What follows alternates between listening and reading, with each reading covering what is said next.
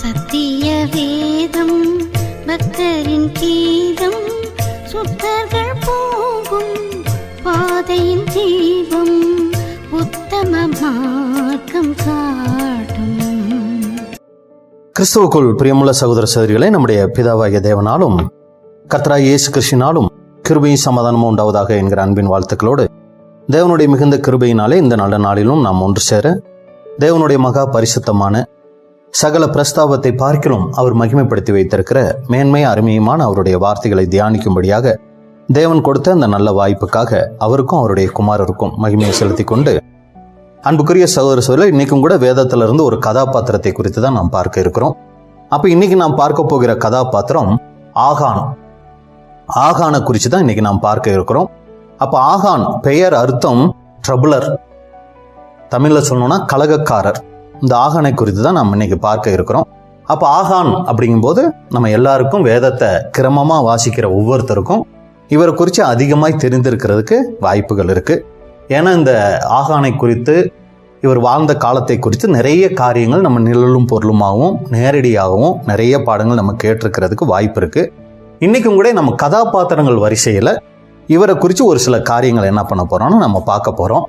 அப்ப இதன் மூலமா, இவருடைய வாழ்க்கையை பார்க்கறது மூலமா நமக்கு அப்படின்னு சொல்லும்போது அடிப்படை சத்தியங்கள் கேட்டு ஞானஸ்நானம் எடுத்து தேவனுடைய தெய்வீக திட்டங்கள் எல்லாம் அறிந்திருக்கிற நமக்கு, தேவனுடைய பிள்ளைகளான நமக்கு இவருடைய வாழ்க்கை பாத்தீங்கன்னா ரொம்ப எச்சரிப்பு நிறைந்த முன்மாதிரியா, அதாவது எந்த வகையில முன்மாதிரினா, இவரை போல வாழ்ந்துடக்கூடாது அப்படிங்கிறதுக்கு ஒரு முன்மாதிரியுள்ள ஒரு கதாபாத்திரமா இந்த ஆகான் இருக்கிறத நம்ம இன்னைக்கு நம்ம பார்க்க போறோம். அப்ப அன்புக்குரிய சகோதர சொல்லி பொதுவா சொல்லணும் அப்படின்னா, இன்னைக்கு அநேக நேரங்களில் நம்ம என்ன பண்றோம்னா, இந்த சத்தியம் தெரியாதவங்களை நினைச்சு ரொம்ப கவலைப்படுறோம். நம்ம குடும்பத்துல சத்தியத்துக்குள்ள வராத சகோதரர்கள், அப்பா அம்மா இல்ல உடன்பிறப்புகள், இந்த மாதிரி அவங்கள குறித்து ரொம்ப கவலைப்படுறோம். அடே, இவங்களும் இந்த சத்தியத்துக்குள்ள வந்தா ரொம்ப நல்லா இருக்குமே அப்படின்னு அநேக நேரங்கள்ல நம்மளுடைய குடும்பத்தாரை நினைச்சு கவலைப்படுறோம். இல்லைன்னா நம்ம கூட வேலை செய்யற கிறிஸ்தவர்கள், இல்லைன்னா நம்ம பார்க்கிற ஏற்கனவே இருந்த சபைகள்ல இருக்க கிறிஸ்தவங்க, இவங்கெல்லாம் இந்த சத்தியத்துக்குள்ள வந்தா நல்லா இருக்குமே, இவங்கெல்லாம் இன்னும் இந்த சத்தியம் தெரிஞ்சுக்காம இப்படி இருக்காங்களே அப்படின்னு சொல்லி அநேக நேரங்களில் நம்ம கவலைப்படுறோம், பாரப்படுறோம். இது ரொம்ப நல்ல விஷயம் தாங்க. ஆனா அவங்கள காட்டிலும் நம்மளுடைய வாழ்க்கை தான் இன்னைக்கு ரொம்ப ரொம்ப முக்கியங்க. ஏன்னா இன்னைக்கு நியாய தீர்ப்பு யார் மத்தியில போயிட்டு இருக்குங்க? நம்ம மத்தியில தான் நியாய தீர்ப்பு போய்கிட்டு இருக்கு. அவங்கெல்லாம் சத்தியம் அறியலையே, சரியா தேவனை அறிந்து கொள்ளையே, தேவனுடைய திட்டங்கள் அறியலையேன்னு கவலைப்படுற நாம, இதையெல்லாம் அறிந்து கொண்டிருக்கிற நாம நம்மளுடைய வாழ்க்கைய இன்னைக்கு தேவனுக்கு பிரியமா வாழ்றோமா? அவங்கெல்லாம் சத்தியத்துக்குள்ள வரல, இந்த சத்தியம் தெரிஞ்சுக்கல அப்படின்னு சொல்லி கவலைப்படுகிற நாம, இந்த சத்தியம் தெரிஞ்சிருக்கிறோமே, நாம இன்னைக்கு தேவனுக்கு பிரியமான வாழ்க்கை வாழ்றோமா? அப்ப நாம ஒரு சரியான வாழ்க்கை வாழாம அவங்களும் இந்த சத்தியம் தெரிஞ்சுக்கணும், இந்த சத்தியத்துக்குள்ள வரணும்னு ஆசைப்பட்டோம்னா, அது தேவனுடைய பார்வையில் அது எப்படிப்பட்டதா இருக்கும்? நம்மளே சிந்திச்சு பார்க்கணும். அதுக்காக வேற யாரும் சத்தியத்துக்குள்ள வரக்கூடாது, அந்த விருப்பம் நமக்கு இருக்கக்கூடாதுன்னு சொல்லுங்க, அது நம்ம மேல் விழுந்த கடமை. ஆனா அவர்களை காட்டிலும் நாம் அடிக்கடி யோசிக்க வேண்டியது யாரை குறிச்சுன்னா, நம்மளை குறிச்சு ரொம்ப யோசிக்கணுங்க. அப்ப இந்த சத்தியத்துக்குள்ள வந்திருக்கிற நாம இன்னைக்கு எப்படிப்பட்ட குணலட்சணங்கள் உடையவங்களா, எப்படிப்பட்ட வாழ்க்கை முறை உள்ளவங்களா நாம இன்னைக்கு இருக்கிறோம்? எதுக்காக மற்றவங்க இந்த சத்தியத்துக்குள்ள வரணும்னு ஆசைப்படுறோம்? இது நமக்கு என்னவா இருக்குன்னா, இந்த ஆகானுடைய இந்த கதாபாத்திரத்துல இருந்து இதுல நமக்கு என்ன இருக்குன்னா, ஒரு சில எச்சரிப்பான பாடங்கள் அங்க இருக்குதுங்க. அப்ப இதைத்தான் நம்ம பார்க்க போகிறோம். அப்ப ஆகானை குறித்து நம்ம பார்க்கணும்னா, நம்ம எல்லாருக்கும் தெரிந்த காரியம் தான். ஆனா இந்த பாடத்துக்காக அதை கொஞ்சம் நம்ம என்ன பண்ணிக்கலாம்னா நினைவுபடுத்திக் கொள்ளலாம். அப்ப ஆகான் யார் அப்படின்னு சொல்லி நம்ம பார்க்கும்போது, இஸ்ரேல் ஜனங்கள் எகிப்துல இருந்து கிளம்புறாங்க மோசே தலைமையில. கிட்டத்தட்ட அவங்க 41 வருடங்கள் கிட்டத்தட்ட, இல்லைங்களா? ஏன்னா ஒரு வருடம் வந்த பின்னாடி தான் அவங்க முறுமுறுக்கிறாங்க. அப்புறம் 40 வருஷம் என்ன பண்றாங்கன்னா, வனாந்தரத்துல அவங்க என்ன ஆகுறாங்கன்னா அலைஞ்சி, மோசே மரித்த பின்னாடி இப்ப யோசுவா தலைமையில என்ன ஆகுறாங்கன்னா, யோர்தானை கடந்து கானான் தேசத்துக்குள்ள வராங்க. மோவாபின் சமவெளி வரைக்கும், அதாவது யோர்தானை தொட்ட அந்த மோவாபின் சமவெளி, அந்த இடம் வரைக்கும் மோசே அவங்களை அழைச்சிட்டு வராரு. இப்ப மோசே மரிச்சிட்டாரு, யோசுவா அந்த தலைமை பொறுப்பு எடுக்கிறாரு.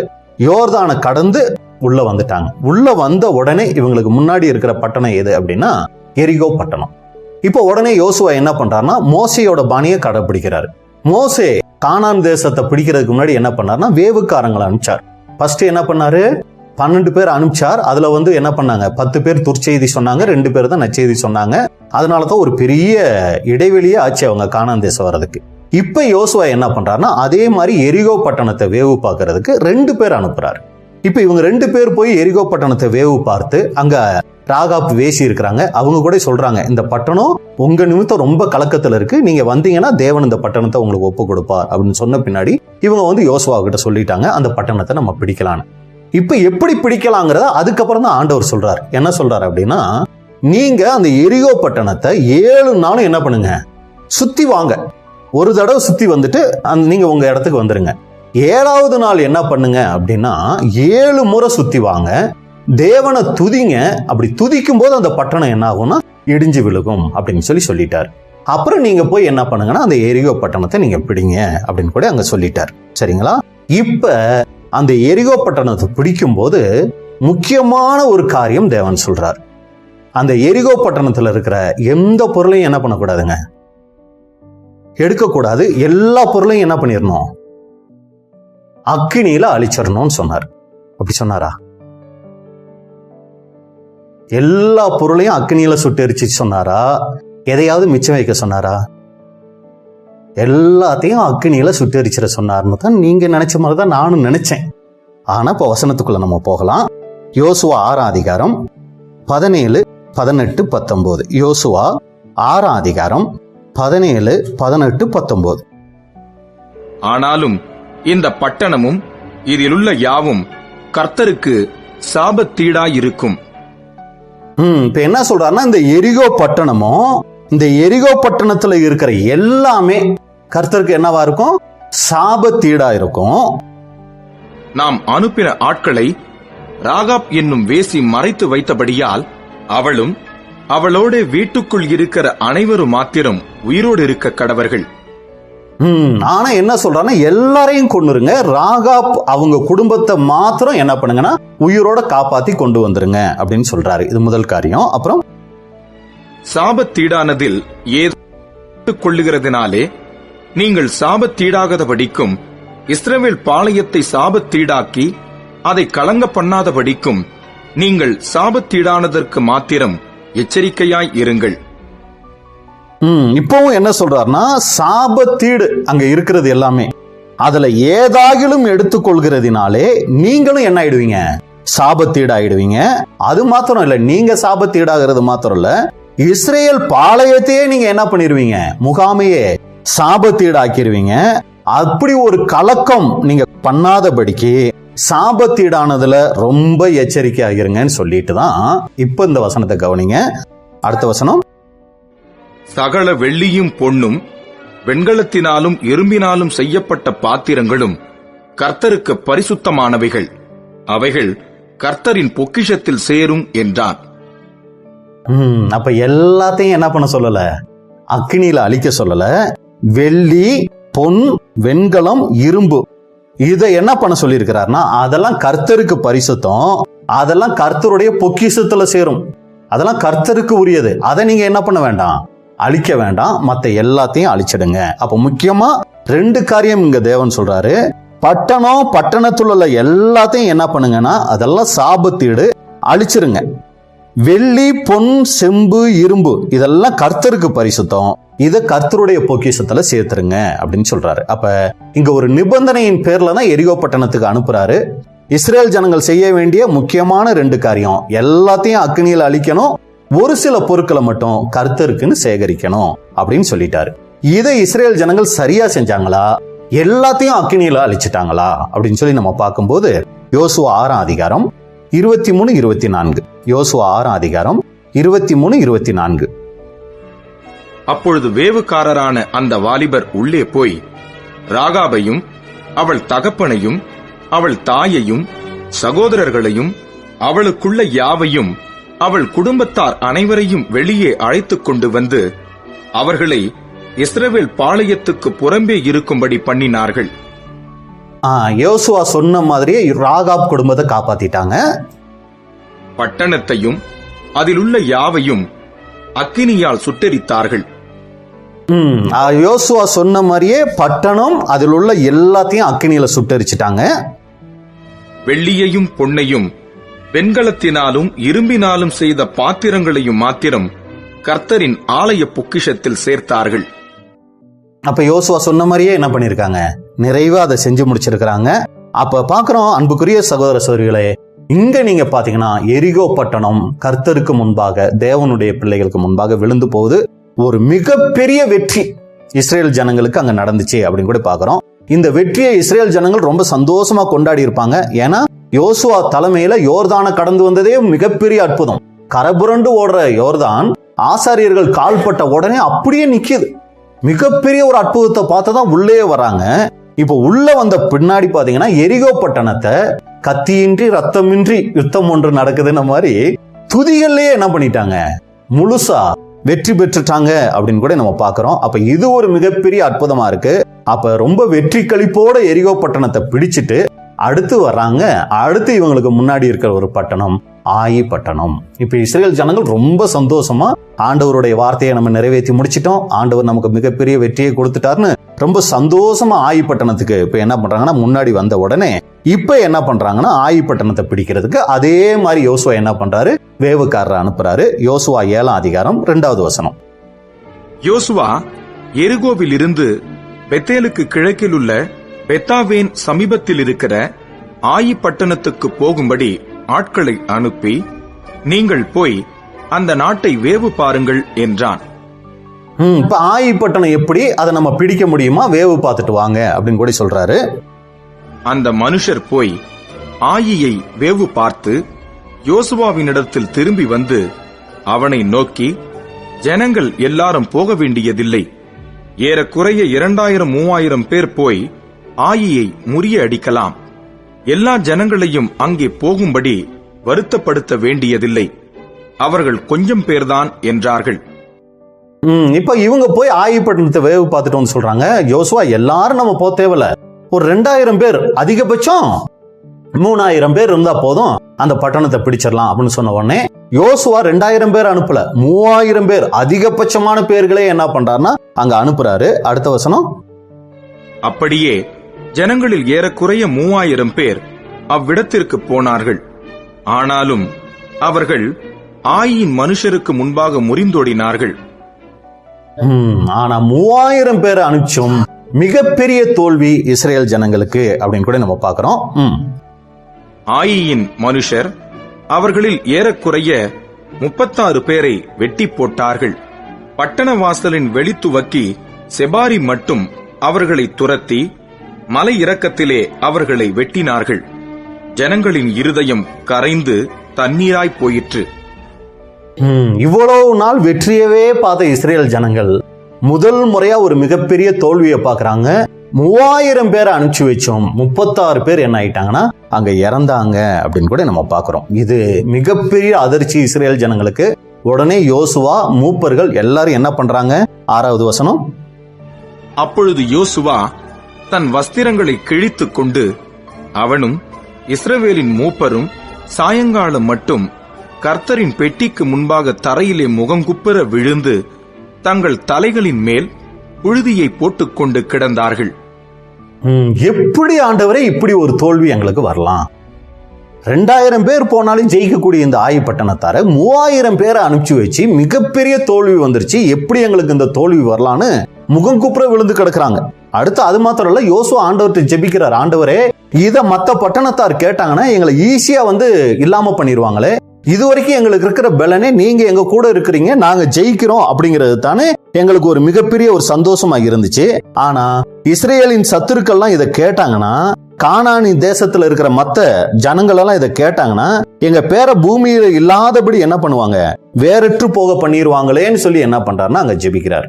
ஜெபிச்ச உடனே ஆண்டவர் சொல்றாரு, ஏன் இப்படி முகங்குப்புற விழுந்து கிடக்குற, எதனால தோல்வினா உங்கள ஒருத்தன் என்ன பண்ணிட்டான் அப்படின்னா, நான் அழிக்க சொன்னதையும் அழிக்கல, எனக்குன்னு சேர்க்க சொன்னதையும் என்ன பண்ணல சேர்க்காம அவனுக்குன்னு என்ன பண்ணிட்டானா ஒரு சில காரியங்கள் செஞ்சுட்டான் அப்படின்னு கூட சொல்றாரு.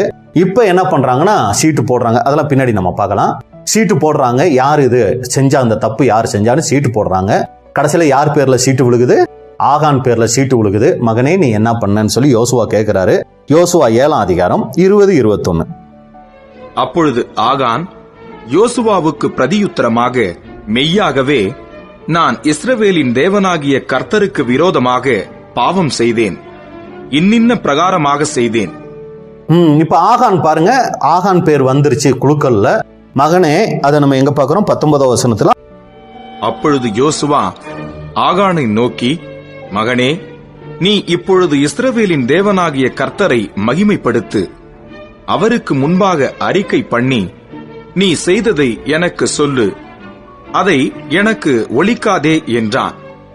நீ என்ன தப்பு பண்ண சொல்லுங்கும் போதுதான் ஆகான் சொல்றாரு யோசுவாவுக்கு பிரதியுத்தரமாக, மெய்யாகவே உண்மையா நான் இஸ்ரேலின் தேவனாகிய கர்த்தருக்கு விரோதமாக பாவம் செய்தேன், இன்னின்ன பிரகாரமாக செய்தேன். எல்லாத்தையும் சொல்றாரு. என்னென்ன பிரகாரமா செஞ்சிட்டாரா?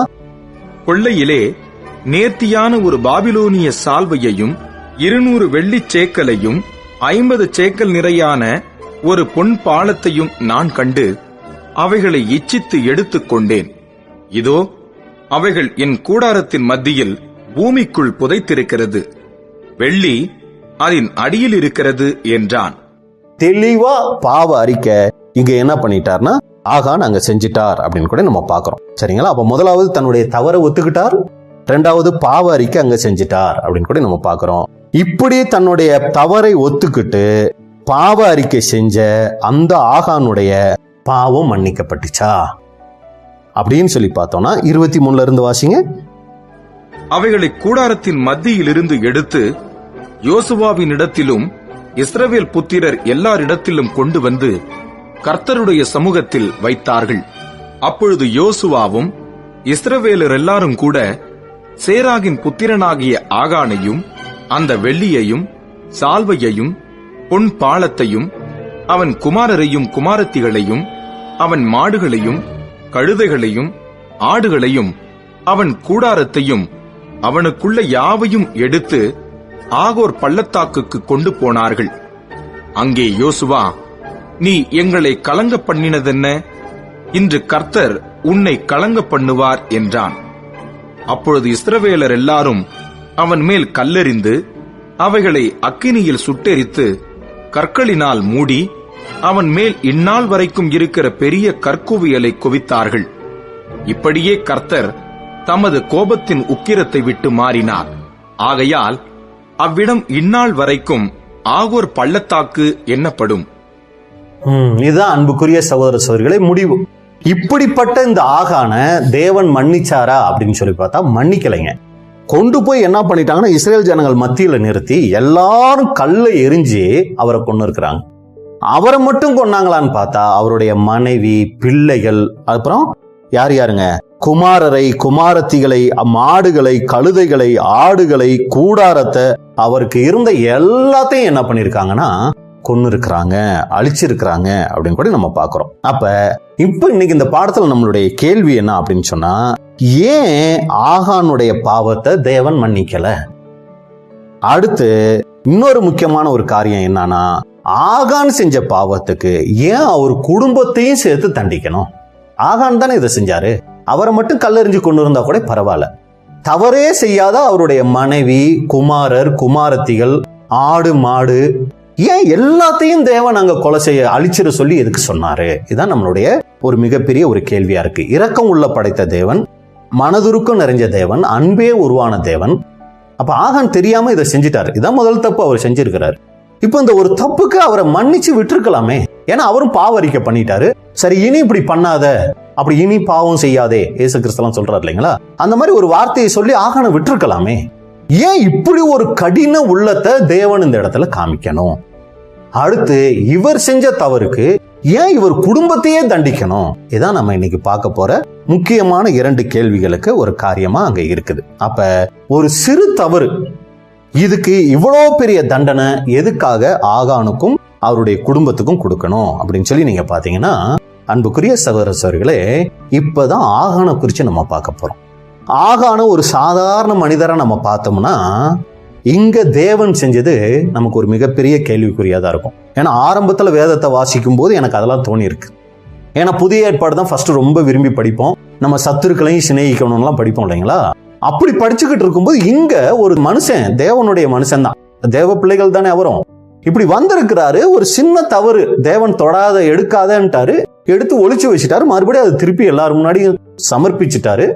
மன்னிச்சு விட்டுருக்கலாமே, ஏன் இவ்வளோ பெரிய ஒரு தண்டனை கொடுக்கணும் அப்படின்னா, ஆகான சாதாரண மனுஷனா நம்ம பார்க்கிற வரைக்கும் இது ஒரு தவறு போலதான் இருக்கும். இப்பதான் ஆகான் எப்படிப்பட்டவர் அப்படின்னு சொல்லி நம்ம பார்க்கும்போது, அன்புக்குரிய சகோதர சகோதரிகளே, ஆகான் ஒரு சாதாரண மனிதரா நாம பார்க்கக்கூடாது. அவரு ரொம்ப முக்கியமான ஒருத்தர். எந்த வகையில அப்படின்னா, எகிப்துல பிறந்தாராங்கிறதுக்கு வாய்ப்பு கம்மி. அவர் எங்க பிறந்திருக்கிறாருங்க? ஏன்னா எகிப்துல பிறந்து வந்திருந்தா அவர் என்ன இருப்பாரு? வனாந்தரத்திலேயே மரிச்சிருப்பாரு. ஒரு சமயம் 21 வயசுக்கு கீழே இருந்திருந்தா கூட வாய்ப்பு இருக்கு, குழந்தையா இருந்திருக்கிறதுக்கு ஒரு வாய்ப்பு இருக்கலாம். ஆனா இவர் ஒரு சமயம் வனாந்தரத்துல பிறந்திருக்கிறதுக்கு வாய்ப்பு இருக்கு. யோர்தானை கடந்து வந்திருக்கிறாருங்க. இதை நீங்க நல்லா கவனிக்கணும். இவர் சாதாரணமா வனாந்தரத்துல இப்ப வந்துகிட்டு இருக்கல, யோர்தானை கடந்து வந்திருக்கிறார். அது ரொம்ப முக்கியம். அடுத்து நீங்க பாத்தீங்கன்னா, வனாந்தரத்துல இஸ்ரேல் ஜனங்களுக்கு தேவன் செஞ்ச எல்லாத்தையும் கண்ணால பார்த்திருக்கிறார். ஏன்னா முறுமுறுத்தவங்க ஒருத்தர் கூட எங்க வரல, யோர்தானை தாண்டி அந்த பக்கம் வரல. எல்லாருமே ஃப்ரெஷ்ஷான ஆளுங்க. சரிங்களா? இவங்க தான் உள்ள வந்திருக்கிறாங்க. முறுமுறுத்தவங்க, கூடாரங்கள்ல முறுமுறுத்தவங்க, நம்ம போக மாட்டோம்னு ஓன அழுதவங்க எல்லாரையும் தேவன் என்ன பண்ணிட்டாருன்னா, யோர்தானுக்கு அந்த பக்கமே வடி கட்டிட்டாருங்க. இவர் இந்த பக்கம் வரவு ஃப்ரெஷ்ஷா வர்றவர் இவரு. அடுத்து நீங்க பாத்தீங்கன்னா, இவர் யூதா கோத்திரம். இந்த ஆகான் இந்த கோத்திரத்தின் முற்பிதாவா அன்னைக்கு யார் இருக்கானா, காலேப்பு இருக்கிறாரு. இந்த காலேப்பு சொல்லிட்ட விசுவாச அறிக்கை தான் இவங்கெல்லாம் இங்க உள்ள வர்றதுக்கு காரணமாவே இருக்குது. அப்ப இவங்க கோத்திரத்து பிதாவை இவர் பார்த்திருக்கணும். எங்க யூதா கோத்திரத்துக்கு காலேப்பு தான் முற்பிதாவா ராஜாவா இருந்து எங்களை வழி நடத்துறாரு.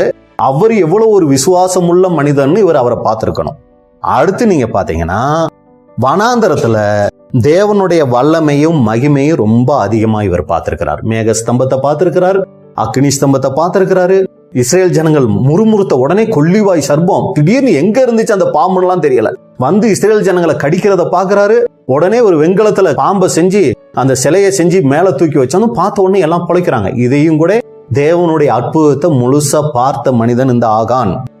அடுத்து நீங்க பாத்தீங்கன்னா, தேவனுடைய கோபம், இஸ்ரேல் ஜனங்களுடைய அழிவு எல்லாத்தையும் கண்ணால பார்த்திருக்கிறார். ஏதோ தெரியாம வந்து இந்த தப்பை செஞ்சிடலைங்க. இவ்வளவையும் தன்னுடைய வாழ்க்கையில வனாந்தரத்துல பார்த்தவர் தான் இந்த ஆகான். அடுத்து நீங்க பாத்தீங்கன்னா, தேவனுடைய வார்த்தையை மீறினதுனால இஸ்ரேல் ஜனங்கள் மட்டும் தண்டிக்கப்படல, இவங்களை வழி நடத்திக்கிட்டு வந்த மோசையே என்ன ஆகல, கானான் தேசம் வரலங்கிறத கண்ணால பார்த்தவர் இவர். நம்மளை வழி நடத்தி இவ்வளவு நாள் ஒரு தெய்வம் போல, நமக்கு முன்னாடி ஒரு கர்த்தர் போல, ரட்சகனை போல இருந்த மோசையே நம்ம கூட வரல. எவ்வளவு எச்சரிப்பா இருக்கணும், எவ்வளவு ஒரு பயபக்தி இவருக்கு வந்திருக்கணும். மோசையே வர முடியாத ஒரு இடத்துக்கு இப்ப நாங்க வந்திருக்கிறோம்னா, அப்ப நாங்க எந்த அளவுக்கு தேவனுக்கு பயப்படக்கூடியவங்களா இருக்கணும், இதாக நினைச்சிருக்கணுங்க. இதையும் அவர் என்ன ஆயிருக்கிறாருன்னா, ஏன் இதெல்லாம் எதுக்கு பாக்குறோம்? ஏன் ஆகானுடைய பாவம் மன்னிக்கப்படலைன்னா, ஆகான் சாதாரண ஆள் இல்ல. இஸ்ரேல் ஜனங்களுக்கு தேவன் செய்த எல்லா அற்புதத்தையும் பார்த்தவர், இஸ்ரேல் ஜனங்களுக்கு வந்த அழிவையும் பார்த்தவர், தன்னுடைய கோத்திர பிதா காலேப்பையும் பார்த்திருக்கிறாரு. இவ்வளவு காலம் வழி நடத்திக்கிட்டு வந்த மோசையே இவங்களோட வரல, அதையும் கூட இவர் கண்ணால பார்த்திருக்கிறாரு. அடுத்து இப்ப மோசை இறந்த பின்னாடி வரும்போதும் யோர்தான் அங்க தடுத்து நிறுத்தப்பட்டது. அடுத்து எரிகோ மதில் துதியினால இப்ப இடிஞ்சு விழுகுது, அதையும் பார்க்கிறாரு. நம்ம அற்புதம் செய்யல, துதிக்கும் போதே அந்த அவ்வளோ பெரிய மதில்ங்கிறது ஏதோ நம்ம போடுற ரிவீட் பண்ற மாதிரி எல்லாம் கிடையாதுங்க. அது வந்து ரொம்ப பெருசா இருக்கும். அதில் நடுவுல வீடு கட்டியிருப்பாங்க. அதுல அந்த மதிலுக்கு மேல வீடு கட்டினதுதான் ராகாப்பினுடைய வீடு. அதுல ரதங்கள் எல்லாம் போய் வருங்க சுத்திலும். அதாவது பெரிய ரோடு மாதிரி இருக்கும் அந்த மதில். அது வெறும் துதியில என்ன இருக்குன்னா இடிஞ்சு விழுகிறத ஆகான் கண்ணுக்கு முன்னாடி பார்த்திருக்கிறாருங்க. அடுத்து நீங்க பாத்தீங்கன்னா, இவ்வளோ காரியங்களை தேவனுடைய வாழ்க்கையில நேரடியா அனுபவபூர்வமாக உணர்ந்து பார்த்தவர் இந்த ஆகான். இப்ப ஒரு செய்தி வருது, நீங்க போய் யுத்தத்துக்கு போங்க, எரிகோ பட்டணத்தை பிடிங்க, எதை சேகரிக்கணும், எதை அக்னியினால அழிக்கணுங்கிற மிகப்பெரிய தேவனுடைய வார்த்தைய யோசுவா மூலமா கேட்டுட்டு தான் இவங்க யுத்தத்துக்கே போயிருக்கிறாங்க. இப்படி போயிருக்கும் போது இவர் என்ன பண்றார் அப்படின்னு சொல்லி நீங்க பாத்தீங்கன்னா, யோசுவா 7:11 வாசிங்க. இஸ்ரவேலர் பாவம் செய்தார்கள், நான் அவர்களுக்கு கட்டளையிட்ட என் உடன்படிக்கையை மீறினார்கள். இஸ்ரவேலர் பாவம் செஞ்சிட்டாங்க, நான் அவங்களோட ஒரு உடன்படிக்கை பண்ணி இருந்தேன், அந்த உடன்படிக்கையை மீறிட்டாங்க. என்ன மீறினாங்க? சாபத்தீடானதில் எடுத்துக்கொண்டதும். சாபத்தீடானதில் எடுத்துக்கொண்டதும் எது? அக்கினியில அழிக்கணும்னு சொல்லி இருந்தேன்ல, அதையும் கூட இவங்க என்ன பண்ணிருக்காங்க? அழிக்கல. அது எது? பாபிலோனிய சால்வை, அதை எடுத்துக்கிட்டாங்க. களவு செய்ததும் வஞ்சித்ததும் தங்கள் பண்டம் பாடிகளுக்குள்ளே வைத்ததும் உண்டே. அப்ப களவு செஞ்சது, வஞ்சித்தது எதை? தேவனுக்குன்னு சேர்த்து வைக்க சொன்ன பொன், வெள்ளி, இரும்பு பாத்திரங்கள், இதையெல்லாம் என்ன பண்ணிருக்கிறாங்க? இதையும் எடுத்திருக்கிறாங்க அப்படின்னு கூட சொல்றாரு. அப்ப இங்க ஆகான் என்ன பண்ணிட்டாரு? தேவனுக்குரியதையும் எடுத்துட்டாரு, சாபத்தீடானதுல இருந்தும் எடுத்துட்டாரு. காரணம் இச்சை அவருக்குள்ள வந்துடுச்சு. இச்சை அப்படின்னு கூட பாக்குறோம். அப்ப இவ்வளோ காரியங்களை தன்னுடைய வாழ்க்கையில பார்த்து வந்தவரா இந்த ஆகான் இருந்தாலும் கொஞ்சம் கூட தேவ பயம் இல்லாதவரா அவர் இஸ்ரேல் ஜனங்களோட அங்க இருந்திருக்கிறார். அதுதான் தேவனுடைய வார்த்தைய மீற அளவுக்கு கொண்டு போயிடுச்சு அப்படின்னு கூட நம்ம பார்க்கிறோம். இது தாங்க இந்த ஆகான் பாவ அறிக்கை பண்ணியும் தேவன் அவரை மன்னிக்காததுக்கு முக்கியமான காரணம். ஏன்னா எகிப்துல இருந்து வனாந்தரத்துல வரும்போது தேவன் செய்த அவ்வளோ காரியங்களை கண்ணால பார்த்திருக்கிறார். ஒரு பக்கம் மன்னா, மேகஸ்தம்பம், அக்னி ஸ்தம்பம், அற்புதங்களையும் பார்த்திருக்கிறார். இந்த பக்கம் இஸ்ரேல் ஜனங்களுக்கு தேவன் கொடுத்த தண்டனையும் பார்த்திருக்கிறார். ஆசீர்வாதத்தை ஒரு பக்கம் பார்த்திருக்கிறார், தண்டனையை ஒரு பக்கம் பார்த்திருக்கிறாரு. ஆனா இவங்களை வழி நடத்திட்டு வந்த மோசையும் கூட பார்த்துட்டாரு. இவ்வளவு பார்த்தும் இவருக்குள்ள வரல அந்த தேவ பயம். இன்னும் இவர்கிட்ட வேற ஏதாவது குறைகள் இருந்துச்சா? தேவன் மன்னிக்க முடியாத அளவுக்கு, இவரை கல்லெறிஞ்சு கொள்ளக்கூடிய அளவுக்கு வேற என்ன இவர்கிட்ட இருந்துருச்சு? குணலட்சணங்கள், அதாவது தவறான குணலட்சணங்கள் அப்படின்னு சொல்லி பாத்தீங்கன்னா, முதல் காரியம் என்ன அப்படின்னு சொல்லி பாத்தீங்கன்னா, இவருடைய தவறின் நிமித்தம் 36 பேர் என்ன ஆகுறாங்க? செத்து போறாங்க. இது முதல் காரியம். அந்த 36 பேர் யார் அப்படின்னா, அவங்க ஏதோ ஒரு குடும்பத்தினுடைய தலைவர், ஒரு அம்மாவினுடைய கணவன், ஒரு தாயாருடைய மகனா இருப்பாங்க இல்லைங்களா? ஆண்கள் தானே அந்த 36 பேரு. இவர் யார்? இவங்கெல்லாம் இவர் கூட இருக்கிற சகோதரர்கள். இவங்க கூட இருக்கிற சகோதரர்கள 36 பேர் செத்து இருக்கிறாங்க. அந்த குடும்பத்தார் எவ்வளவு அழுது இருப்பாங்க இவர் பார்த்திருப்பாரு. ஏன் ஒருத்தனால 36 பேர் கொன்னு இருக்கிறாங்க, செத்து இருக்கிறாங்க? இந்த அம்மா ஆனா விதவையா இருக்குது, அந்த அம்மா மகனை இழந்திருக்குது, இந்த பிள்ளைகள் அப்பாவை இழந்திருக்கிறாங்க. இது என்னுடைய தவறு நிமித்தம் தானேங்கிற உணர்வு இவருக்கு என்னவாகலன்னா அங்க வரல. இவ்வளவு பேர் சாவுக்கும் நான் தான் காரணங்கிற அந்த ஒரு எண்ணம் இவருக்கு வராம அப்படியே அடக்கி வச்சுக்கிட்டு இருக்கிறாரு. சாவு ஆன உடனே போய் கதறிக்கிட்டு போயிட்டு, ஐயா என்னாலதான் இது நடந்துருச்சுன்னு இவர் சொல்லி இருந்தாருன்னா தேவன் கண்டிப்பா மன்னிச்சிருப்பாரு. ஆனா இவர் என்ன பண்ணிட்டாரு? சுயநலம். யாரு செத்தா எனக்கண்ணா? நான் விலையேற பெற்ற பாபிலோன் சால்வை எடுத்து வச்சிருக்கேன், பொன் வெளியே எடுத்து வச்சிருக்கேன், யாருக்கு தெரிய போகுது? யாரு செத்தா இதனால எனக்கண்ணா? பாருங்க, அந்த ஒரு சுயநலம் இவர்கிட்ட பாக்குற ஒரு தவறான குணலட்சணம். அடுத்து நீங்க பாத்தீங்கன்னா, இவர் செஞ்ச தவறு நிமித்தம் இப்ப யோசுவா, மூப்பர்கள்லாம் முகங்குப்புற விழுந்து அழுதுகிட்டு கிடக்குறாங்க. ஆண்டவரே, என்ன ஆண்டவரே இனி பண்ண போறோம்னு சொல்லி உடனே ஓடி போய், பாருங்க இவ்வளவுக்கும் காரணம் நான் தாங்க, நான் செஞ்சதுதான் தப்புன்னு சொல்லி யோசுவா கிட்டையும் அந்த மூப்பர்களுக்கிட்டையும் இவர் சொல்லி இருந்தாருன்னு வைங்களே, இவர் பாவம் மன்னிக்கப்பட்டிருக்கும். ஆனா என்ன பண்ணிட்டாரு? அப்பையும் தன்னுடைய இருதயத்தை கடினப்படுத்திட்டு இருக்கிறார். எல்லாரும் பாக்குறாங்க, எல்லாரும் கூட அழுது இருப்பாங்க. ஆகான அப்படியே கூட நின்று பாக்குறாரு. எதுக்கு யோசுவாவெல்லாம் அப்படியே தரையில மண் அள்ளி தலையில போட்டுக்கிட்டு எதுக்கு கதறாங்க? காரணம் நான் தான் அப்படிங்கிறது தெரிஞ்சாலும் இருதயத்தை கடினப்படுத்திட்டாரு. மூணாவது நீங்க பாத்தீங்கன்னா, இப்ப தேவன் என்ன பண்றாருன்னா அனௌன்ஸ்மெண்டே பண்றாரு. பாருங்க, ஃபர்ஸ்ட் 36 பேர் செத்துட்டாங்க, மூப்பர்கள் முகங்குப்புற விழுந்து கிடக்குறாங்க, வாயே திறக்கல. இப்ப தேவனே அனௌன்ஸ் பண்றாரு பாருங்க. யோசுவா 7ஆம் அதிகாரம் 11வது வசனம். இஸ்ரவேலர் பாவம் செய்தார்கள், நான் அவர்களுக்கு கட்டளையிட்ட என் உடன்படிக்கையை மீறினார்கள். சாபத்தீடானதில் எடுத்துக்கொண்டதும் களவு செய்ததும் வஞ்சித்ததும் தங்கள் பண்டம் பாடிகளுக்குள்ளே வைத்ததும் உண்டே. எதனால இந்த தோல்விங்கிறத தேவனே ஓப்பனா சொல்லிட்டார். இதனால தாங்க தோல்வி அப்படின்ட்டாரு. கண்டிப்பா யாருக்கு உறுத்திச்சோ இல்லையோ, யாருக்கு உறுத்தி இருக்குங்க?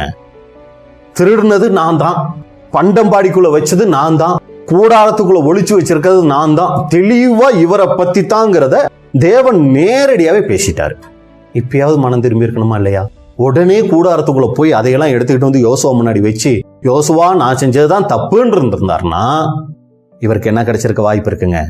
மன்னிப்பு கிடைக்க வாய்ப்பு இருக்கு. ஏன்னா இங்க ஆண்டவர் என்ன சொல்றாரு? என் உடன்படிக்கை மீறிட்டாங்க, சாபத்தீடானதுல எடுத்துக்கிட்டாங்க, களவு செஞ்சிட்டாங்க, ஏமாத்திட்டாங்க, பண்டம்பாடிக்குள்ள வச்சுட்டாங்க அப்படின்னு கூட தேவனே சொல்றாரு. அப்பயும் இவரு அப்படியே அமைதியா இருக்கிறார். இப்ப இவர்கிட்ட வெளிப்பட்டுருச்சு தேவ பயமின்மை. ஞாபகம் வச்சுக்கோங்க, ஃபர்ஸ்ட் சுயநலம், இருதய கடினம், அடுத்து தேவ பயமின்மை. சொல்லிட்டு போகட்டும், சொல்லிட்டா எனக்கு கண்டுபிடிச்சிருவாங்களா? தேவ பயமின்மை. அடுத்து நீங்க பாத்தீங்கன்னா 4வதா யோசுவா 7:12 வாசிங்க. ஆதலால் இஸ்ரவேல் புத்திரர் தங்கள் சத்துருக்களுக்கு முன்பாக நிற்கக்கூடாமல் தங்கள் சத்துருக்களுக்கு முதுகை காட்டினார்கள். அவர்கள் சாபத்தீடானார்கள். நீங்கள் சாபத்தீடானதை உங்கள் நடுவில் இருந்து நிக்கிரகம் பண்ணாவிட்டால் இனி உங்களோடு இரேன். அதை நீங்க எடுத்து எரிக்க வேண்டியதை எரிச்சிட்டு ஆலயத்துல என்னோட இதுல சேர்க்க வேண்டியதை சேர்க்கலனா ஆண்டவர் சொல்றாரு என்னனுங்க, இனி நான் உங்க கூட இருக்க மாட்டேங்கிறாரு. அப்படியே கதறி இருக்கணும்ல. இதேதான் தாவீது. ஆண்டவர் இல்லைன்னா உடனே ஆண்டவரே நீங்க என்ன வேணாலும் பண்ணிட்டு போங்க, பரிசுத்த ஆவியை என்னை விட்டு எடுத்துக்கொள்ளாமலும் உம்முடைய சமூகத்தை விட்டு என்னை தள்ளாமலும் கதறாருங்க. இப்ப இப்படி ஒரு வார்த்தை ஆண்டவரே சொல்றாரு, நீங்க அதை எடுத்து அழிக்கலன்னா உங்க கூட இருக்க மாட்டேன், இருந்தா இருங்க இல்லாட்டி போங்க. அந்த மனநிலையில் இருக்கிறாரு பாருங்க ஆகான். ஐயோ, தேவன் நம்மளோட இருக்க மாட்டாரா? தேவனே இல்லைன்னா அப்புறம் நம்ம இங்க இருக்குது என்ன பிரயோஜனம் அப்படின்னு கதறிக்கிட்டு போய் எடுத்துட்டு வந்து முன்னாடி வச்சிருக்கணும் இல்லைங்களா? அப்பயும் என்ன தெரியுங்களா பண்றாரு? ஒரு கடினம் காமிக்கிறார். இது என்ன தெரியுங்களா? உணர்வின்மை. இன்னொரு வகையில சொல்லணும்னா தேவ உறவுல அலட்சியம். ஆண்டவர் கூட இருந்தா என்ன, இல்லாட்டி என்ன, அந்த மாதிரி ஒரு உணர்வு இல்லாம என்ன பண்றாருன்னா ஆகான் அங்க இருக்கிறார் அப்படின்னு கூட பாக்குறோம். இப்ப கூட அவர் சொல்லி இருக்கலாம், ஆனா சொல்லல. அடுத்து நீங்க பாருங்க, யோசுவா 7:13 வசனம். எழுந்திரு, நீ ஜனங்களை பரிசுத்தம் பண்ணி சொல்ல வேண்டியது என்னவென்றால். ஆண்டவர் அப்படியே பார்த்திருப்பாரு, இந்த ஆகானே தான் பார்த்திருப்பாரு இல்லைங்களா? அந்த இடத்துல நம்ம கவனிக்கும் போது அத்தனை இஸ்ரேல் ஜனங்கள் மத்தியில ஏதாவது நான் உங்க கூட இருக்க மாட்டேன்னா உடனேயாவது ஏதாவது இந்த உணர்வு கொஞ்சமாச்சு இந்த ஆகானுக்கு வருதா கவனிச்சிருப்பாரு. உணர்வே வரலைங்க, ரொம்ப அப்படியே இருக்கிறாரு. உடனே யோசுவா பக்கம் திரும்பி, நீ எந்திரி, அவன் அசைகிற மாதிரி தெரியல, நீ எந்திரு அப்படின்னு சொல்லிட்டு எழுந்திரு. நாளைய தினத்துக்கு உங்களை பரிசுத்தம் பண்ணிக்கொள்ளுங்கள். இஸ்ரவேலரே, சாபத்தீடானது உங்கள் நடுவே இருக்கிறது. நீங்கள் சாபத்தீடானதை உங்கள் நடுவில் இருந்து விலக்காதிருக்கும் மட்டும் நீங்கள் உங்கள் சத்துருக்களுக்கு முன்பாக நிற்கக்கூடாது என்று இஸ்ரவேலின் தேவனாகிய கர்த்தர் சொல்லுகிறார். ஃபர்ஸ்ட் சொன்னாரு நான் உங்க கூட இருக்க மாட்டேன்னு. இப்ப அடுத்து ஒரு எச்சரிப்பு சொல்றாரு, நீங்கள் உங்கள் சத்துருக்களுக்கு முன்பாக நிற்க கூடாதுங்கிறாரு. நீங்க என்ன போனாலும் உங்க சத்துருக்களுக்கு முன்னாடி நீங்க நிக்க முடியாது. 3000 பேர் இல்ல, 10,000 பேர் போனாலும் நீங்க தோத்துதான் போவீங்க, நிக்க முடியாதுன்னு சொல்றாரு. இப்பயும் நீங்க பாத்தீங்கன்னா அமைதியா இருக்கிறார், வாயை திறக்கவே இல்லை இந்த ஆகான். சரிங்களா? இப்ப என்ன தெரியுங்களா, அவருக்குள்ள துணிவு வந்துருச்சு, துணிகரம் வந்துருச்சு. போக போக அந்த பாவத்தினுடைய தன்மை பாருங்க. ஃபர்ஸ்ட் சுயநலமா இருந்தது, இருதய கடினத்துக்குள்ள போய் தேவ பயத்தை நீக்கி அடுத்து தேவ உறவையே அலட்சியம் பண்ண வச்சு இப்ப துணிவுக்கு வந்துட்டாரு. சோத்தா தோத்துட்டு போறாங்க, நானா தோக்குறேன், அவங்க தானே சாகுறாங்க, செத்துட்டு போட்டோம். அந்த அளவுக்கு இவருடைய மனம் கடினமாயிட்டே வரதை பாக்குறோம். இப்ப தேவன் என்ன தெரியுங்களா பண்றாரு, டைம் கூட கொடுக்கிறாரு பாருங்க. வாசிங்க அடுத்த வசனம் 14. காலையிலே நீங்கள் கோத்திரம் கோத்திரமாக வர வேண்டும். அப்பொழுது கர்த்தர் குறிக்கிற கோத்திரம் வம்சம் வம்சமாக வர வேண்டும். கர்த்தர் குறிக்கிற வம்சம் குடும்பம் குடும்பமாக வர வேண்டும். கர்த்தர் குறிக்கிற குடும்பம் பேர் பேராக வர வேண்டும் என்று சொல். இதை எப்ப சொல்லியிருப்பாரு? காலையில வரணுங்கும் போது முதல் நாள் சாயங்காலம் சொல்றாரு. நாளைக்கு காலையில எல்லாரும் கோத்திரம் கோத்திரமா வரணும், பேர் பேரா குறிக்கப்படும், யாருன்னு சொல்லப்படும் சொல்லிட்டாரு. சரிங்களா? அன்னைக்கு நைட்டு நம்மளா இருந்தா தூங்குவோமா? இந்த ஆகான் கொஞ்சமாச்சு யோசிச்சு ஒரு நைட் டைம் கொடுக்குறாரு. நைட்டு பூரா யோசிச்சு, ஐயோ நான் தான் இவ்வளவுக்கும் காரணம். காலையில எந்திரிச்ச உடனே இல்ல, நைட்டே 12 மணிக்கோ 1 மணிக்கோ அதெல்லாம் எடுத்துக்கிட்டு யோசுவா ரூமுக்கு ஓடி இருந்தாருன்னு வைங்க, ஒரு சமயம் தேவன் என்ன பண்ணிருக்கலாம், மன்னிச்சிருக்கலாம். அப்பயும் என்ன பண்றாரு, அங்க இருதயத்தை கடினப்படுத்துறாரு. இப்ப அவருக்குள்ள என்ன தெரியுங்களா வந்துருச்சு, பாவம் செய்யாதவங்கள போல ரொம்ப அருமையா அவர் என்ன பண்ணிட்டாருன்னா நடிக்க ஆரம்பிச்சிட்டார். தைரியம். ஒரு சமயம் எல்லாரும் உட்காந்து பேசிட்டு இருந்திருப்பாங்க இல்லைங்களா, யாரா இருக்கும் அப்படிங்கும்போது இவரும் சேர்ந்து என்ன பண்ணிருப்பாரு, ஆமா, யாரா இருக்கும்? இதெல்லாம் ரொம்ப தப்புங்க. இப்படியெல்லாம் இருக்கவே கூடாதுங்க. இவரு சேர்ந்து என்ன தெரியுங்களா பண்ணிட்டு இருப்பாரு? அதாவது அந்த திருடரை இவர் என்ன பண்ணிருப்பாரு? ஆகானும் சேர்ந்து திட்டிக்கிட்டு இருந்திருப்பாருங்க. அப்ப எல்லாரும் நினைச்சிருப்பாங்க, ஆகானும் இப்படி பேசுறதுனால வேற யாரோ இல்லைங்களா? சின்ன வயசுல அப்படித்தான் வீட்டுல அதாவது அப்போ சின்ன பணம் ரொம்ப பெருசு, 15 ரூபா. அதாவது பஸ் பாஸுக்கு 15 ரூபா ஒரு மாசத்துக்கு. பஸ் பாஸுக்கு என்ன பண்ணியிருந்தாங்கன்னா வீட்டில் காசு கொடுத்துருந்தாங்க. ஆனால் பஸ்ஸில் வரும்போது சின்ன பையன் 3ஆம் கிளாஸு 4ஆம் கிளாஸும் பார்த்தீங்கன்னா பணத்தை தொலைச்சிட்டேன். அடுத்த நாள் வீட்டில் போய் பணம் தொலைஞ்சிருச்சுன்னு சொன்னால் என்ன பண்ணுவாங்க? அப்பா, ஏன்னா பணம் அது ரொம்ப அதிகம், அப்பா அடி பின்னி எடுத்துருவாங்க இல்லைங்களா? எனக்குள்ளே வந்துடுச்சு அந்த திருட்டு எண்ணம். உடனே யாருக்கும் தெரியாமல் வீட்டில் திறந்து என்ன பண்ணிட்டேன்னா, ஒரு பாக்ஸில் அப்பா பணம் வச்சிருப்பாரு தெரியும், அந்த பணத்தை எடுத்து பாக்கெட்டில் வச்சுட்டு பஸ் பாஸ் வாங்கிட்டேன். வாங்கின பின்னாடி அப்பா போய் அங்கே பார்க்குறாரு. ஏன்னா நான் காலையில் நேரத்தில் வந்துடுறேன், சாயங்காலம் தான் வீட்டுக்கு போகிறேன், எங்கள் அக்கா தான் வீட்டில் இருப்பாங்க. அப்போ பார்க்குறாரு, பணத்தை காணோம். அப்போ வீட்டில் இருக்கிறது யாருன்னதும் பார்வை பூரா எங்கள் அக்கா மேலே திரும்பிடுச்சு. எங்கள் அப்பா யாரையாவது அடிக்கிறதுனா என்ன பண்ணுவார்னா, கதவை சாத்திட்டு உள்ளே கூப்பிட்டுருவாரு, மற்றவங்களெல்லாம் வெளியே தள்ளிடுவார். பெல்ட்டை எடுப்பாரா, எதில் அடி பின்னி எடுத்துருவார். இப்போ அக்காவை கூப்பிட்டு நீ தான் எடுத்தியானா, எங்கள் அக்கா என்ன சொல்லும்? நான் எடுக்கலப்பா. அது என்ன, அது எடுத்திருந்தா தானே எடுத்தேன்னு சொல்ல முடியும். நான் எடுக்கலப்பா. அடி பயங்கர அடி உழுகுது. நான் என்ன தெரியுங்களா பண்ணேன்? எடுத்திருந்தா சொல்லிருப்பாப்பா, இப்படி ஏன் அடி வாங்குற, எடுத்திருந்தா சொல்லிரு. நானும் சேர்ந்துட்டு. சரிங்களா? எதுக்கு இதை சொல்ல வரேன்னா, அப்ப யார் மேல சந்தேகம் வராது? நம்ம மேல சந்தேகம் வராது யாருக்கும். இந்த மாதிரி ஆகான் கூட நீங்க இப்ப அதை விட்டுருங்க. சரிங்களா? இவ்வளவு மோசமானவனா இவன் அப்படின்னு நீங்க யோசிக்காதீங்க. அவன் நான் மோசமானவன் தான். சரிங்களா? இப்ப என்ன ஆயிடுச்சு அப்படின்னு சொல்லி பாத்தீங்கன்னா, இந்த மாதிரி ஆகானும் சேர்ந்துட்டு என்ன பண்ணிருப்பாருன்னா, அந்த எடுத்தவரை குறிச்சு பேசியிருப்பார். அப்ப இப்ப என்ன ஆகுது? தேவன் கொடுத்த டைமும் முடிஞ்சு போச்சு. அடுத்த நாள் காலையில இப்ப என்ன ஆயிட்டாங்க அப்படின்னா, எல்லாரும் நின்னுட்டாங்க. இப்ப 16வது வசனம் வாசிங்க. யோசுவா அதிகாலமே எழுந்திருந்து இஸ்ரவேலரை கோத்திரம் கோத்திரமாக வரப்பண்ணினான். அப்பொழுது யூதாவின் கோத்திரம் குறிக்கப்பட்டது. இப்ப கோத்திரம் 12 கோத்திரத்து மேல சீட்டு போட்டாங்க. யூதா கோத்திரம் தான், அந்த 12 கோத்திரத்துல யூதா கோத்திரத்துல தான் திருடன் இருக்கான் அப்படின்னு சொல்லி சீட்டு வந்துருச்சு. இப்ப யூதா கோத்திரத்துல இருக்கிற எல்லாரையும் வர வைக்கணும். சரிங்களா? எத்தனை பேரை சுமார் வர வச்சிருப்பார் அப்படின்னு சொல்லி நீங்க பாத்தீங்கன்னா, யூதா கோத்திரத்துல மட்டும் எத்தனை பேர் இருந்தாங்க தெரியுங்களா? ஆண்கள். என்னாகமம் 26, 22. இவைகளே யூதாவின் குடும்பங்கள். அவர்களில் எண்ணப்பட்டவர்கள் 76,500 பேர். 76,500 பேர் நிக்கிறாங்க இப்ப. ஏன்னா அதில் தான் இப்ப செலக்ட் பண்ணணும். ஃபர்ஸ்ட் 10-12 கோத்திரத்தை சீட் போட்டாங்க, அதுக்கு எல்லாரையும் கூப்பிட தேவையில்ல. ஆனா யூதா கோத்திரம் தெரிஞ்ச உடனே இந்த யூதா கோத்திரத்துல எத்தனை பேருனா 76,500 பேரை நிக்க வச்சு இப்ப இதுல சீட்டு போடணும்னா, அன்புக்குரிய சகோதர சகோதரன் நினைச்சு பாருங்க, எவ்வளவு நேரம் எடுத்திருக்கும். அப்ப யூதா கோத்திரம்னு வந்த பின்னாடியாவது சொல்லியிருக்கலாம்ல, நான் தான் அந்த பாவின்னு. அப்பயும் இவர் என்ன பண்றாருன்னா அமைதியா இருந்துட்டாரு. அப்ப பாருங்க எவ்வளவு வேலைகள் அந்த இடத்துல நடந்திருக்கும். இவ்வளவு வேலையும் என் ஒருத்தனுக்காக நடக்குதுன்னா கூட இவர் என்ன தெரியுங்களா பண்ணல? கொஞ்சம் கூட அந்த பதற்றமோ அந்த குற்ற உணர்வோ எதுவுமே வராம அப்படியே இருதய கடினத்தை காமிக்கிறார். அப்ப இவர்கிட்ட பார்த்துட்ட குணலட்சணங்கள் என்னன்னு பாத்தீங்கன்னா, சுயநலம், இருதய கடினம், தேவ பயமின்மை, உணர்வின்மை, துணிகரம், தைரியம். அடுத்து ஏற்கனவே பார்த்துட்டோம், இதுக்கெல்லாம் காரணம் அந்த இச்சை. அடுத்து உடன்படிக்கையை மீறிட்டாரு.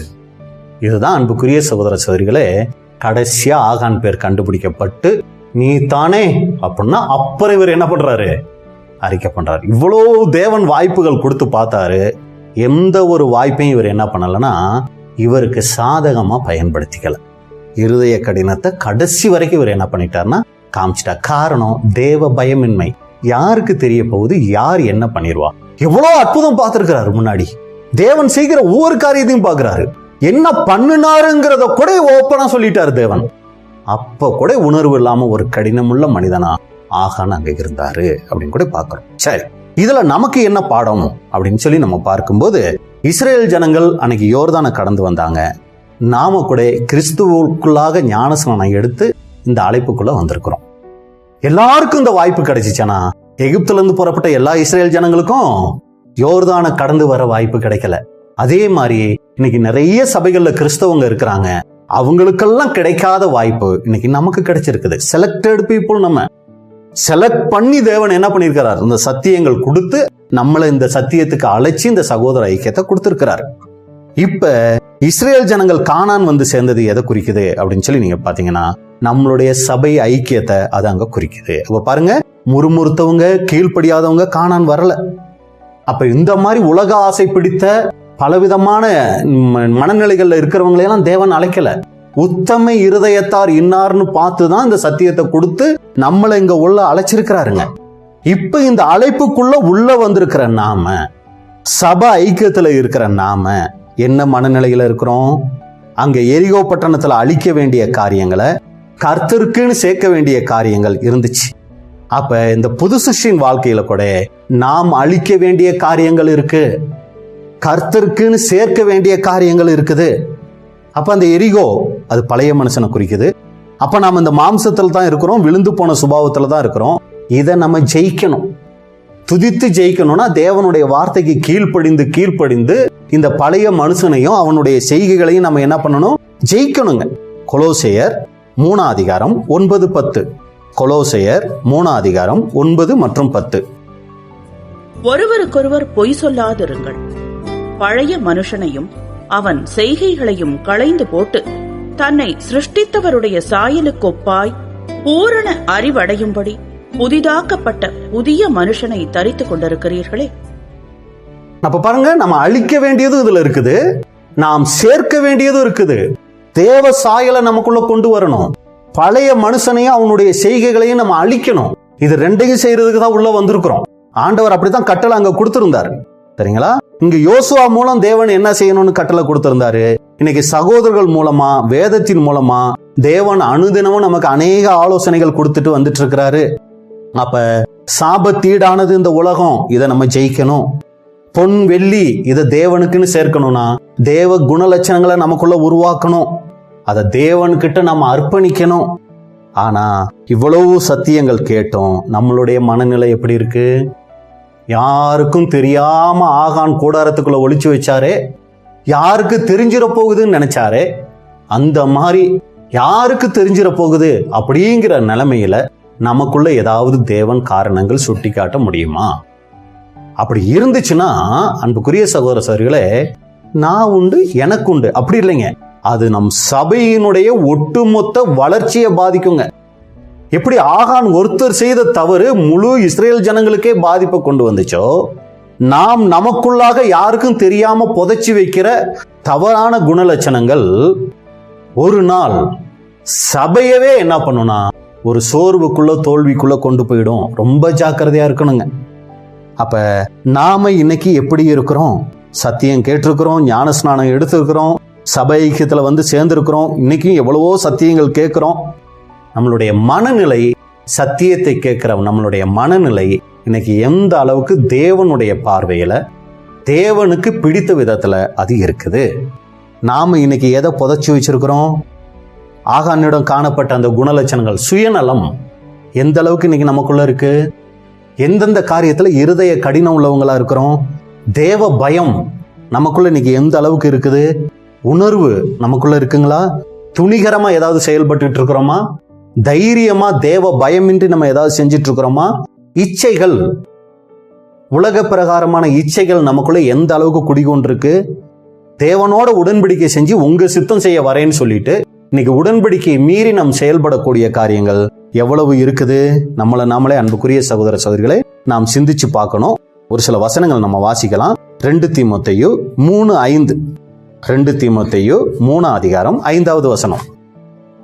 தேவ பக்தியின் வேஷத்தை தரித்து அதன் பலனை மறுதலிக்கிறவர்களாயும் இருப்பார்கள். இப்படிப்பட்டவர்களை நீ விட்டு விலகு. தேவ பக்தியின் வேஷத்தை தரித்தவர்களா நாம் இருக்கிறோமா? ஐயோ பிரதர், ஐயோ சிஸ்டர், அவங்க ஆண்டவருக்குள்ள நல்லா இருக்கிறாங்க அப்படின்னு மற்றவர்களுக்கு முன்னாடி ஒரு பக்தி வேஷத்தை காமித்து கொண்டு உள்ளுக்குள்ள அது போன்ற எந்த விதமான சுபாவங்களும் இல்லாதவங்களா நாம இருக்கிறோமா? 2 தீமோத்தேயு 3:6 வாசிங்க. பாவங்களால் நிறைந்து பற்பல இச்சைகளால் இழுப்புண்டு அப்ப பாவங்களால் நிறைந்து பற்பல இச்சைகளால் இழுப்புண்டவங்களா நாம காணப்படுகிறோமா? ஃபர்ஸ்ட் தேவ பக்தியின் வேஷத்தை தரிச்சவங்களா இருக்கிறோமா? ரெண்டாவது பாவங்களால் நிறைஞ்சு பற்பல இச்சைகளால் இழுப்புண்டு இருக்கிறோமா? ஆனா வெளியில சகோதர சகோதரிகள், தேவ பிள்ளைகள் அப்படிங்கிற ஒரு போர்வைய வேஷத்தை தரிச்சிருக்கிறோமா? 7வது வசனம், எப்போதும் கற்றாலும் ஒருபோதும் சத்தியத்தை அறிந்து உணராதவர்களாயிருக்கிற பெண் பிள்ளைகளுடைய வீடுகளில் இப்படிப்பட்டவர்கள் நுழைந்து அவர்களை வசப்படுத்திக் கொள்ளுகிறார்கள். எப்போது கற்றாலும் ஒருபோதும் சத்தியத்தை அறிந்து உணராத தன்மை. எவ்வளவோ தேவனுங்க சகோதரர்கள் மூலமா நமக்கு சத்தியங்கள் கொடுத்துக்கிட்டே இருக்கிறாருங்க. பலன் என்ன? எவ்வளவு கேட்டுட்டாலும் எவ்வளவு கத்துக்கிட்டாலும் ஒருபோதும் சத்தியத்தை அறிந்து உணராத தன்மை நம்ம கிட்ட காணப்படுதா? நாமளே சிந்திச்சு பார்க்கணும். அடுத்து 2 தீமோத்தேயு 3:8 வாசிங்க. யன்னேயும் யம்பிரேயும் மோசேக்கு எதிர்த்து நின்றது போல இவர்களும் சத்தியத்துக்கு எதிர்த்து நிற்கிறார்கள். அப்ப இவங்க யாரு? தேவ பிள்ளைகளின் வேஷம் தரிச்சு சபைக்குள்ள இருக்கிறவங்க. யன்னேயும் யம்பிரேயும் யாரு? இது யன்னே யம்பிரே எகிப்தின் மந்திரவாதிகள். அன்னைக்கு மோசைக்கு எப்படி அவர் ஒரு கோலை போட்டு பாம்பு வந்தா இவங்க ஒரு கோலை போட்டு பாம்பு வர வைக்கிறது. சரிங்களா? மோசைக்கு எதிர்த்து நின்னாங்க. இத சகோதரர் சொல்லும் போது இவர்களுக்கு சாதகமாக சத்தியம் இருந்தால் சந்தோஷப்படுவாங்களாம். இவர்களுடைய குறை சுட்டி காட்டுனா எதிர்க்கக்கூடியவர்களா மாறிடுவாங்க. இவங்க தான் அந்த யன்னே யம்பிரே ஆவி உடையவர்கள் அப்படின்னு சொல்றாரு. சத்தியத்துக்கு எதிர்த்து நிக்கிறவங்க, உண்மைக்கு எதிர்த்து நிக்கிறவங்க. அப்ப அன்புக்குரிய சகோதர சகோதரிகளே, இவங்க தான் அந்த ஆகான் வகுப்பார். அன்னைக்கு ஆகான் மனம் திரும்புறதுக்கு தேவன் அநேக வாய்ப்புகள் கொடுத்தாரு. கிட்டத்தட்ட 7 வாய்ப்புகள் நம்ம பார்த்தோம். நமக்கும் தேவன் அநேக வாய்ப்புகள் இன்னைக்கு சகோதரர்கள் மூலமாகவும் தனிப்பட்ட முறையிலையும் உணர்த்திக்கிட்டே இருக்கிறாருங்க அவருடைய பரிசுத்தாவின் மூலமா. வனாந்திரத்துல கானான்ல அநேக தேவனுடைய ஆசீர்வாதங்கள், இஸ்ரேல் ஜனங்களுக்கு வந்த தண்டனைகள் எல்லாத்தையும் பார்த்திருக்கிறார் இந்த ஆகான். ஆனா இருதயத்தை கடினப்படுத்தினார். இன்னைக்கு நம்மளுடைய இருதயம் எப்படிப்பட்டதா இருக்குது? அதனாலதான் இவருடைய பாவ அறிக்கை போலியானதா தேவனுடைய பார்வையில் அங்க இருந்துச்சு. நான் தான் பாவம் செஞ்சேன், இன்னின்ன பிரகாரமா செஞ்சேன்னு அழுது ஒப்புவிச்சிருக்கலாம் இவரு.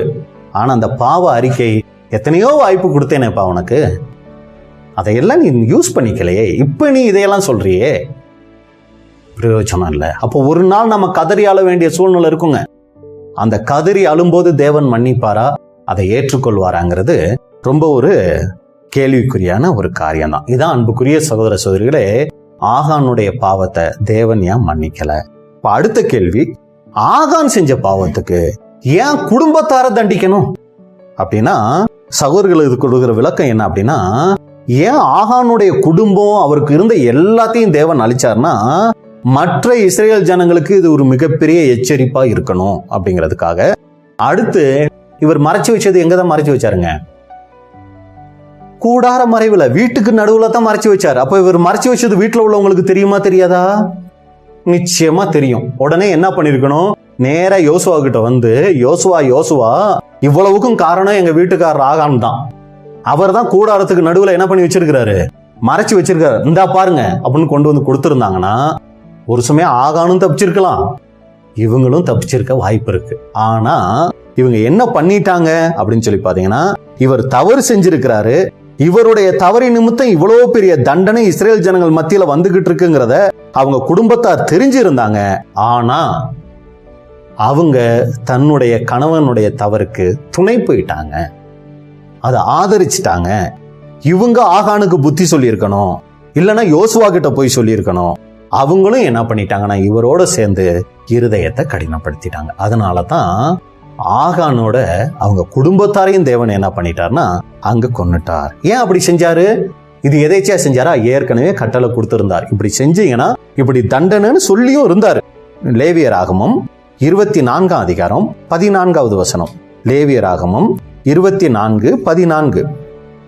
தூஷித்தவனை பாளையத்துக்கு புறம்பே கொண்டு போ, கேட்டவர்கள் எல்லாரும் தங்கள் கைகளை அவன் தலையின் மேல் வைப்பார்களாக, பின்பு சபையார் எல்லாரும் அவனை கல்லறிய கடவர்கள். எல்லாரும் கல்லறிய கடவுள். ஏற்கனவே நியாயப்பிரமாணம் சொல்லி இருந்தார், இப்படி தப்பு பண்ணா இப்படிதான் தண்டனை. யோசுவா 1 அதிகாரம் 18வது வசனம். யோசுவா 1:18. நீர் எங்களுக்கு கட்டளையிடும் சகல காரியத்திலும் உம்முடைய சொல்லை கேளாமல் உம்முடைய வாக்குக்கு முரட்டாட்டம் பண்ணுகிற எவனும் கொலை செய்யப்பட கடவன். பலங்கொண்டு திடமனதாய் மாத்திரம் இரும் என்றார்கள்.